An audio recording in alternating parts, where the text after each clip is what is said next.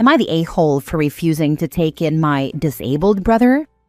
So, I have an estranged, intense relationship with my mom and a lot of her side of the family. When I was 21, I became a single father to my daughter, Cece.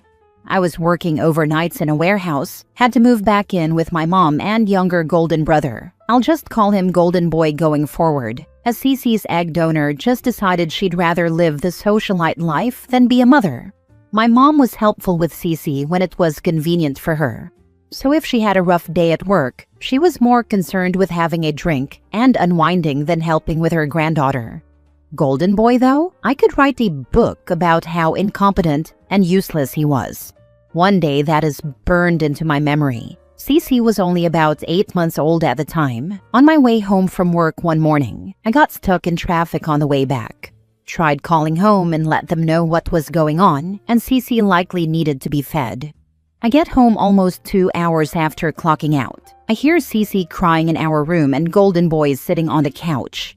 He says something that almost sets me off like, "About damn time, she's been crying."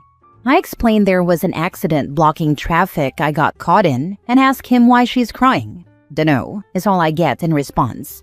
Ask him for how long as I'm heading into my room. According to him, she had been crying for almost an hour, soiled diaper and hungry. Golden Boy couldn't be bothered to even check on her. After a couple years of these two acting like this, especially Golden Boy, I'm on the phone with my dad and stepmom. He offered me help with raising her, getting my life on track, etc. Cliff notes of what happened next. Cece's egg donor gets parental rights terminated, essentially leaving her without a legal mother. Mom starts giving me grief about running away from family responsibilities. Golden Boy is talking about what he's going to do to my room once we're gone. I'm packing everything up and make a 1,100-mile road trip several states away with a toddler with my phone turned off because my mom was blowing it up, demanding that I turn around and bring her only grandchild back to her. Since then, did meet a woman that is phenomenal with Cece. Got married. She adopted Cece officially a couple years ago, right after Mother's Day. We also have an 8-year-old son. We have made trips back to my hometown several times over the years, usually for holidays or stopping by on our way to Orlando. Hometown is in Florida, by the way. And over the years, Golden Boy has not shown the slightest interest in growing up or not being absolutely disgusting. I'm pretty sure there are stories about him on the Neckbeard subreddit. Details about Golden Boy. He's 36 years old now, still lives at home with mom. He's been on disability for a while, not entirely sure how long, for seizures. He had them as a teenager, then stopped for a while, came back as an adult, and his fast food job couldn't keep him around. Can't have someone having a seizure around hot oil and sharp knives. So he and my mom went through the process of getting him on some sort of disability, so he does nothing but sleep and play video games all day. He thinks he's the cool uncle for some reason. Legit has those words on his Facebook. We never stay with them when we're in town, and Cece has been very vocal over the last 6 years that he makes her feel very uncomfortable. When she was 12, he offered to let her smoke or drink with him. She's smart enough to say no. Since to him, kids your age are gonna do it anyway. Might as well do it with an adult you trust. Or talk about his relationships. Last one was, no lie, 17 years ago, in uncomfortable detail, with his child niece. He even has to be reminded to freaking bathe. Both Cece and my 8-year-old son have called him out for smelling like straight-up BO and cat pee, which according to my mom is rude and uncalled for. And I need to make this part clear. He has never been diagnosed as autistic, developmentally challenged, or neurodivergent in any way. He's just been raised to be entitled and lazy. But that's everything up to this. We recently got back from an Orlando trip, passed through my hometown without stopping. Got that guilt-laden phone call from my mom about how they missed us, etc. Whatever. And she drops this thing. She updated her will to leave everything split between me and Golden Boy, and she wants me to take him in and take care of him if anything happens to her. I couldn't help but laugh and tell her, exact words, not a snowflake's chance in hell is he ever living with us. She knows he makes Cece uncomfortable, but her logic is since she's going off to college soon and will be out and on her own soon, that means we'll have the space for him and Cece won't have to worry about him. She goes on to explain that he can't take care of himself because of his seizures. He can't cook for himself, he can't clean up after himself, and he can't remember to bathe unless he's reminded. Then she started going on about how Cece shouldn't feel uncomfortable around him because he openly talked about his sex life to his niece when she was 12, because he doesn't know better. Last thing I said to her was, "You are describing someone that needs assisted living, not a room in a house with people unqualified to provide the assistance he clearly needs.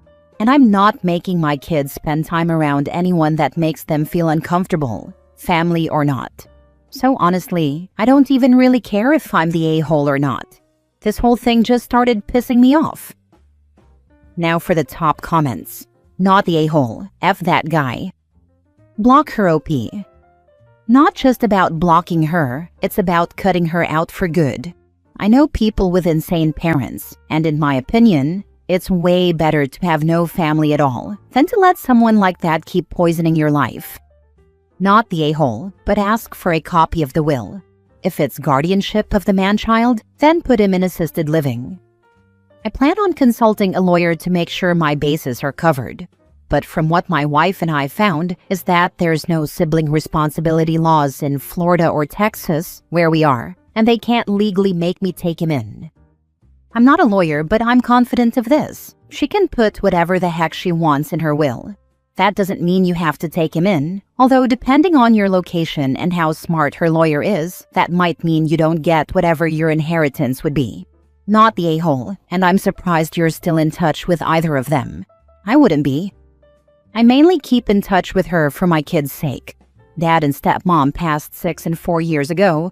Mom got sober a few years after I left, and although I still keep her at a distance, I can at least say she's a decent grandmother now, current situation excluded. But as it stands, if my inheritance is dependent on taking him in, I'm more than willing to just let everything go. Yeah, if you had to look after your brother for the rest of his life, it would cost an awful lot more than whatever your mother will be leaving you as an inheritance. Unless your mother is an heiress, which I doubt is the case given your story. Next story.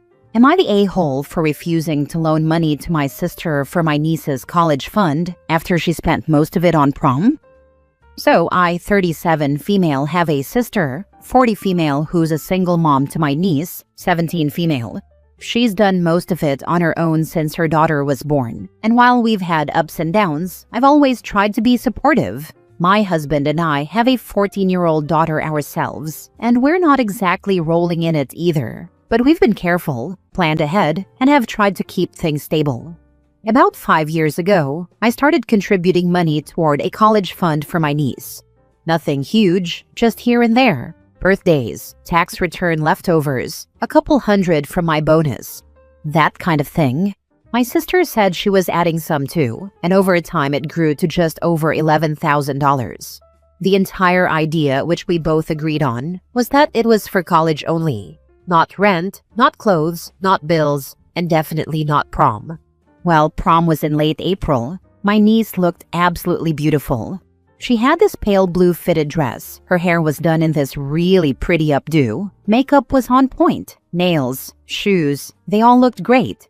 She and her friends got a limo, went to some Italian restaurant before the dance, and did a little photo shoot thing. It wasn't celebrity level extravagant, but it was definitely expensive. I remember seeing the photos and thinking, wow, they all look amazing. Followed immediately by, how exactly did they pay for this? So earlier this week, I was going over some financial stuff. I've been managing the account the college fund is in since it's technically in my name too. And I see that about $7,000 is gone with no explanation. It wasn't hacked or anything. It was my sister. She used it to cover prom expenses and didn't even mention it to me. When I called her, she didn't even seem that surprised to hear from me. She was kind of cagey at first, then got defensive and said she only used some of the fund and that there's still enough for a couple of semesters at community college if my niece doesn't get a scholarship somewhere else. Like, that makes it okay. I told her I was shocked she didn't ask me, and she just went off about how it was her daughter's only prom, that she deserved something special, and how she's been through so much lately and she just wanted her to feel like she belonged. I get that things have been rough for them, but I still couldn't believe she just dipped into that money like it was hers. Then she hits me with, I was gonna rebuild the fund over the summer anyway, but I'm short now. Can you spot me like $2,000 just for now? I told her no. I didn't yell or anything, just a clear no. And now it's a full-on meltdown. She said I'm holding money over her head, that I'm showing my true colors, that I don't really care about her or my niece, and now she's dragged our mom and other relatives into it. My mom texted me this whole long thing about family sticking together and how prom only happens once. And the worst part? My niece texted me too.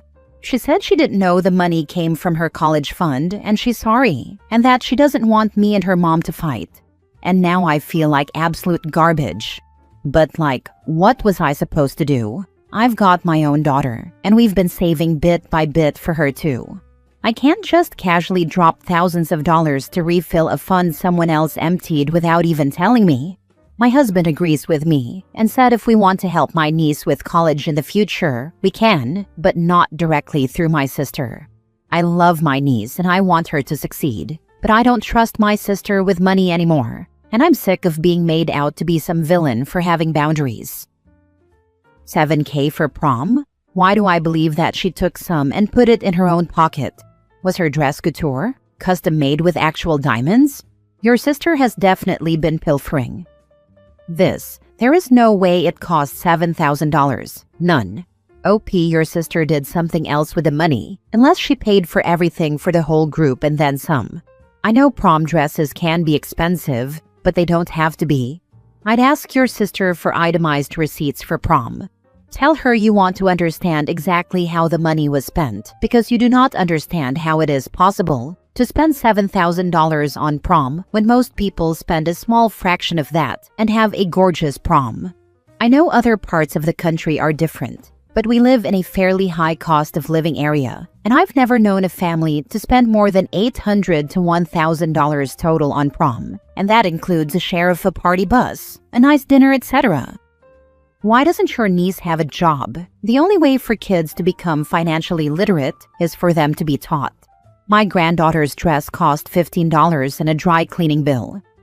She does, but it had been going towards saving up for an apartment plus some of my sister's bills, and I don't know if that's changed since she found out about the money from her college fund being used for prom. Time for your sister to learn a valuable lesson about FAFO. Do not contribute anything to an account she has access to. Frankly, I would withdraw any funds equal to what you have contributed. You can create a separate account over which you have sole control, and you can make withdrawals or payments directly to a higher learning facility. But sis doesn't get to touch it, ever. Maybe give your niece the benefit of the doubt. Not that I'm not skeptical, but no one gets to distribute funds but you. Last story. Am I the a-hole for refusing to give my parents a chance to know my kids because I want to break the cycle of verbal abuse? Growing up, my parents were verbally abusive. It was a generational thing because my mom's parents were exactly the same, and apparently her grandparents were too. It wasn't just from parent to child either, but grandparent to child and grandchild too. So I got that treatment from both of my parents and both of my maternal grandparents. And when my mom knew she'd see her parents soon, she'd be even more verbally abusive.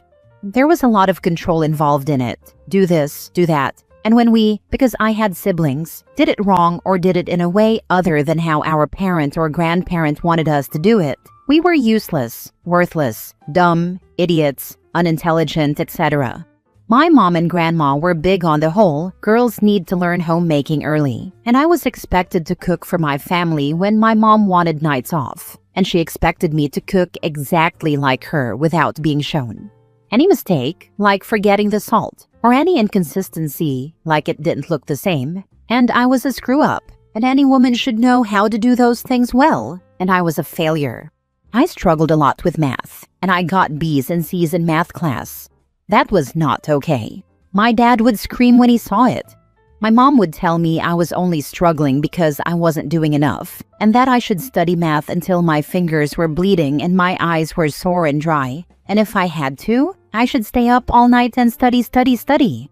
One time they cut a teacher off when she was saying I was doing really well in math considering, and they said, "No, don't coddle her. She's just a lazy freaking kid." And I didn't need to be praised for not really trying. My teacher tried to explain to them that I was trying, but they just verbally berated me in front of her and told her she was wrong to acknowledge my effort. The R word was used that night in front of my teacher, and after that, at least at school, I was given more support to help me keep my grades high. I know she reported my parents to CPS too, but they didn't find verbal abuse to be good enough to intervene, I guess. I was also called a whore by my dad at 12 because I wore some lip gloss a friend had put on me at school. And there's so much more. I mean, my own grandparents called me a good example of why abortion should always exist and why it's needed. They had something similar to say for all their grandkids.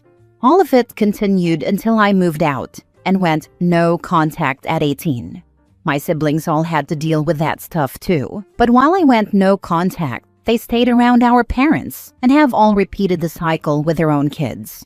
I have stayed determined to break the cycle, and one way of doing that for me is keeping them far away from me and my kids, who are still babies right now, but I am determined to do better for my children.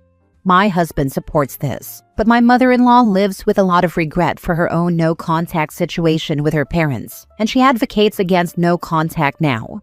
I think in her head, all teens blow stuff up into being worse than it is, because she feels like she did it, and that attempts should be made so you don't live with regret. She has asked me what the harm is with my parents knowing my kids if I'm in the room to protect them, and I said the harm is that you can't take back what's said once it happens. You can leave fast, but it still happened. And how many chances do you give if you try? Because it becomes a pattern, and it gets internalized by kids, even if it happens infrequently. I said it doesn't need to be contact every day or week for it to stay with you. She talked about her feelings after her mom died, and I sympathized with her, but said it was different. I know she is now stressed out that I would not try. She said she's so afraid of me walking her path. But I have never regretted going no contact, and I see it as the only way to ensure my kids are safe. I don't trust that my parents will ever be capable of change or doing better. And history shows that these people are not better grandparents than parents. But I know I haven't had anything to do with my parents in over a decade now, so maybe I'm being unfair? And for that reason alone, even though I feel so strongly about this, I'll ask if I'm the a-hole for not giving them a chance. Even half a chance by trying to make contact one time. Now for the comments. You're not heartless for protecting your babies. You're the cycle breaker your whole bloodline needed. Love doesn't always look like connection. Sometimes it's fierce distance. Make it clear to mother-in-law that this is not negotiable, and any interference will not be tolerated. Not the a-hole. There have been too many examples on Reddit of friends, family, girlfriend, boyfriend trying to fix these situations and screwing things up royally. Not the a-hole. You're protecting your kids, and that's what real cycle breaking looks like. Blood doesn't excuse damage. Healing starts with boundaries, and you're setting the bar. I've found that blood relations can hurt and treat you worse than anyone else in your life. Sometimes it's unintentional. Other times, it's a true long-standing generational trauma, and a cycle nobody wants to or can break. But someone needs to.